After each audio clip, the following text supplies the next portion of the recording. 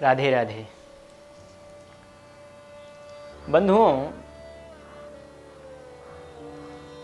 भगवान यदि आपके प्रेम पर रीझ जाएं तो ठाकुर जी आपके लिए कुछ भी करने को तैयार हो जाते हैं। उन्हें अपना बना लें, उन्हें अपना मान लें सच्चे हृदय से, तो भगवान आपके लिए चोरी करने को भी तैयार हो जाते हैं। एक सत्य घटना इस कलयुग की, शिवपुरी और झांसी के बीच की, शिवपुरी और झांसी के बीच एक गांव पड़ता है जिस गांव का नाम है करहरा। करहरा ग्राम की सत्य घटना है। करहरा ग्राम में बंधुओं एक बिहारी जी का प्राचीन मंदिर है और हर जाति के लोग वहां पर निवास करते हैं। मंदिर के समीप में ही एक माता रहती थी, स्वर्णकार परिवार से थी और वहां पर रहती थी। बहुत सारा उनके पास धन था, वैभव था खूब, लेकिन उनका एक शौक था कि वो पकौड़ी आदि बना करके लोगों को बहुत खिलाती थी, बेचती भी, व्यापार भी करती थी, दुकान चलाती थी। और कोई था नहीं, पति की मृत्यु हो चुकी थी, बच्चे थे नहीं उनके। खूब पैसा उन्होंने इकट्ठा किया था। एक दिन वो मैया सो रही थी, स्वप्न देखा उन्होंने सोते सोते। स्वप्न में उन्होंने देखा कि कुछ चोरों ने उनको मार डाला है और मार के जो उनका पूरा सामान है वो चोरी करके ले गए। जब स्वप्न टूटा, नींद खुली, तो उस मैया ने विचार किया कहीं ये सत्य न हो जाए। सत्य अगर हो जाए, चोर आए चोरी करके ले जाएं, मेरे पास कुछ नहीं बचेगा, ये धन जो मेरा है ये व्यर्थ में चला जाएगा। तो उनके जो पहचान के लोग थे, उनके जो परिवार के लोग थे, उनके जो खानदान के लोग थे, उनसे पूछताछ करके उन्होंने जो भी उनकी सारी संपत्ति थी वो सारी संपत्ति उन्होंने बिहारी जी के नाम कर दी। सब की सब संपत्ति बिहारी जी के मंदिर में ले जाके दान कर दिया और स्वयं भी बिहारी जी के मंदिर में जाके रहने लग गई। एकदम सत्य घटना है, बड़े ही ध्यान से श्रवण करें आप सभी। बिहारी जी के मंदिर में ही जाकर के वो मैया रहने लग गई, बड़े ही भाव से रहती। जिन हाथों में बेसन सने रहते थे, अब उन हाथों में करताल आ गया है। हाँ? ताली बजाने लगी हैं, भगवान नाम संकीर्तन करने लगी हैं। समय बीता, महाराज वहां के जो महंत थे उनका नाम था श्री रज्जवदास जी महाराज। महाराज जी उनके लिए दूध देते जब पीने के लिए। महाराज जी थोड़े से कंजूस थे, जो महंत जी थे थोड़े कंजूस थे। महंत जी उनको दूध देते, वो दूध पीते पीते दांत कुटराने लगती, कटर कटर करती रहती। महंत जी पूछे तू क्या कटरा रही है? बोले महाराज जी आपने जो इसमें मेवा डाली है ना, मैं उसे चबा रही हूँ, खा रही हूँ।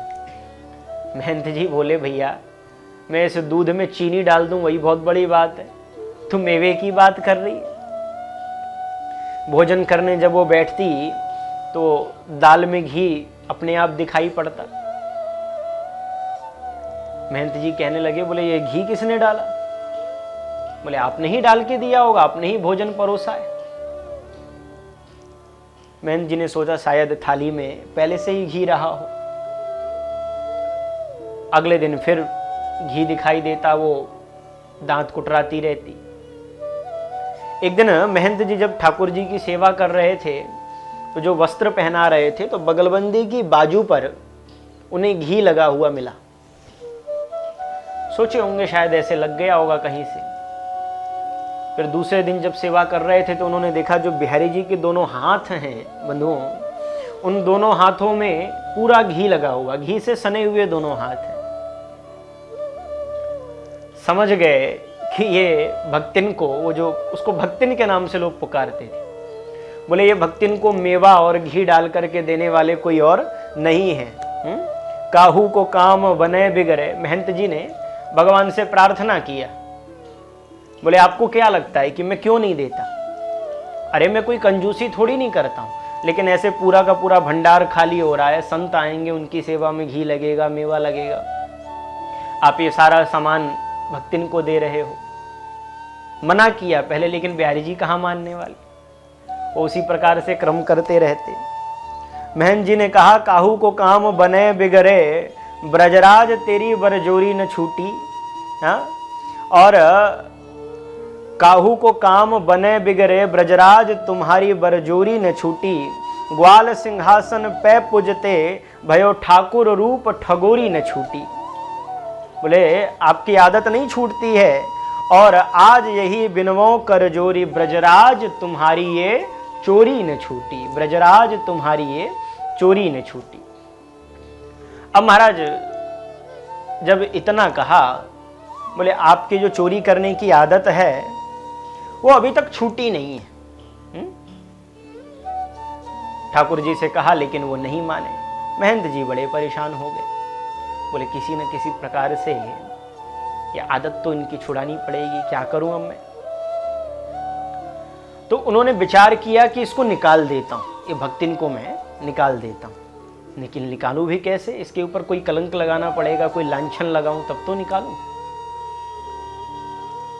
एक दिन प्रातःकाल स्नान आदि करके मंदिर के बाहर बैठ गए, और गांव के लोग जब निकलते तो उनके सामने जाकर के कहने लगे, बोले अरे वो भक्तिन। सब लोग कहते, बोले महाराज भक्तिन को क्या हुआ? बोले अरे उसने एक आदमी रख लिया है, कलंक लगा रहे हैं। बोले उसने एक आदमी रख लिया है, उसने एक अपने पास आदमी रख लिया है। लोगों ने सुना, और ऐसी बातें तो बहुत जल्दी फैलती हैं। कर्णे कर्णे जपंजना, एक कान से दूसरे कान में, दूसरे से तीसरे में, तीसरे से चौथे में, पूरे नगर में ये बात फैल गई। अब जब ये पूरे नगर में बात फैली तो महाराज सभी लोग जो हैं, जब भक्तिन निकलती बाहर, कोई देख करके इनको तरह तरह के मुंह बनाए, इनके ऊपर थूकें।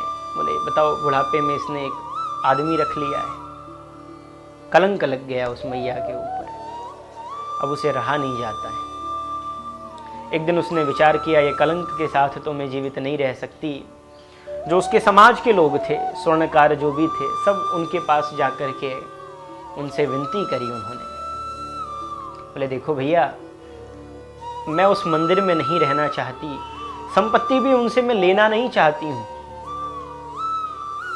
लेकिन मैं आपसे निवेदन करती हूँ, मेरे ऊपर जो कलंक लगा है, इस कलंक को आप लोग चल करके दूर कर दो हमारे ऊपर से, उनसे चल के बात करो, क्या बात है।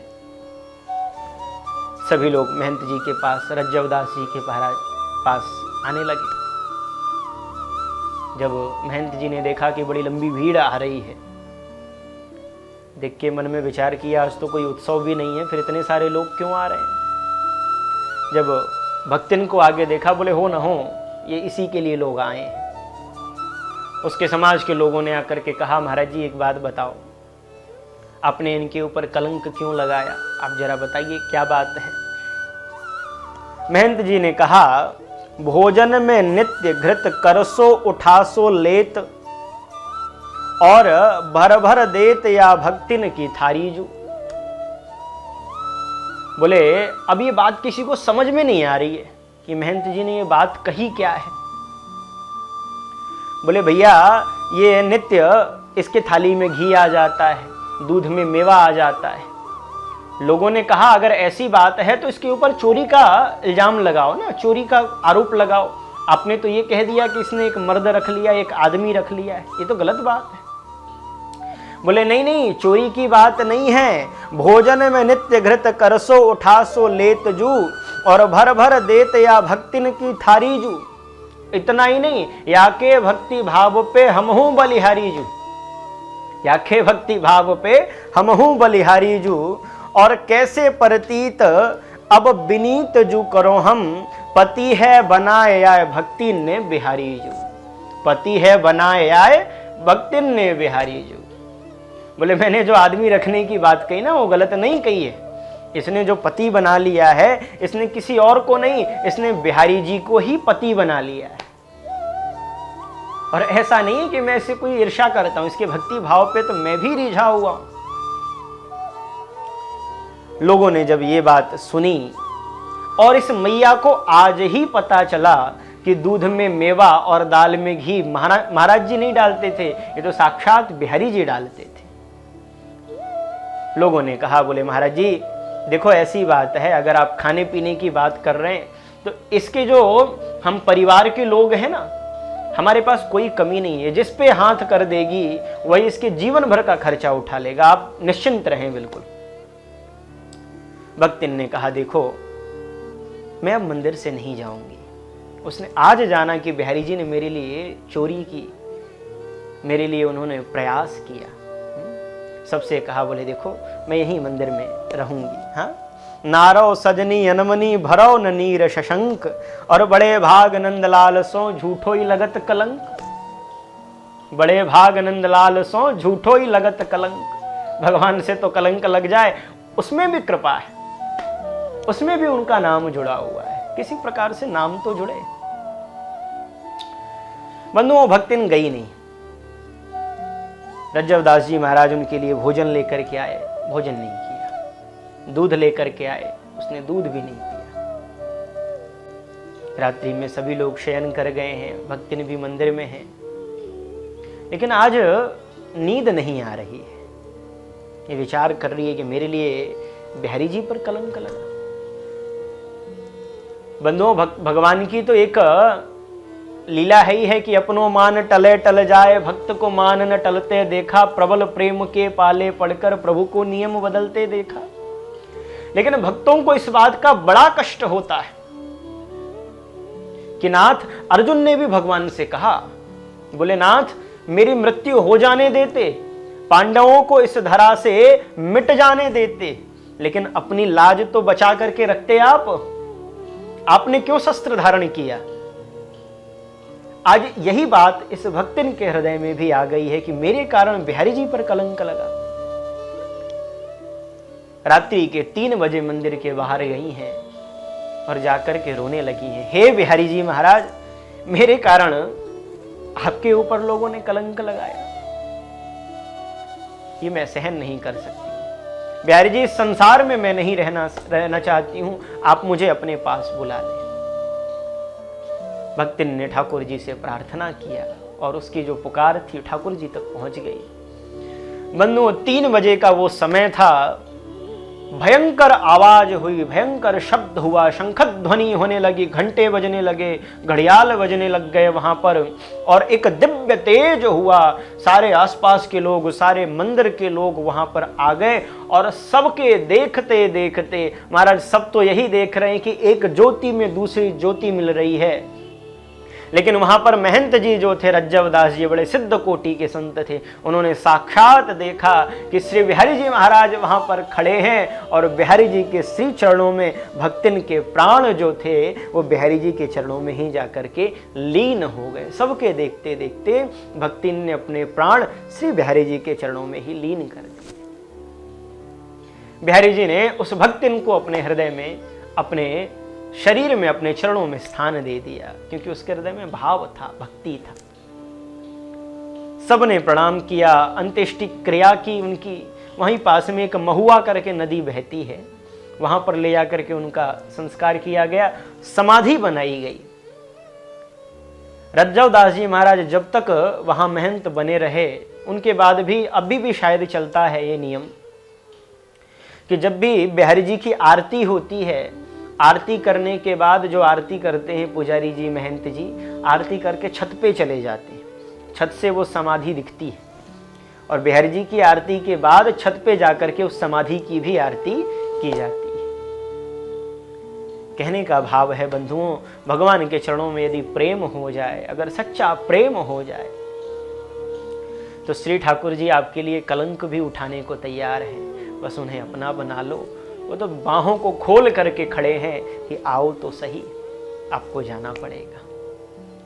इसलिए ठाकुर जी से सच्चा प्रेम करें। राधे राधे।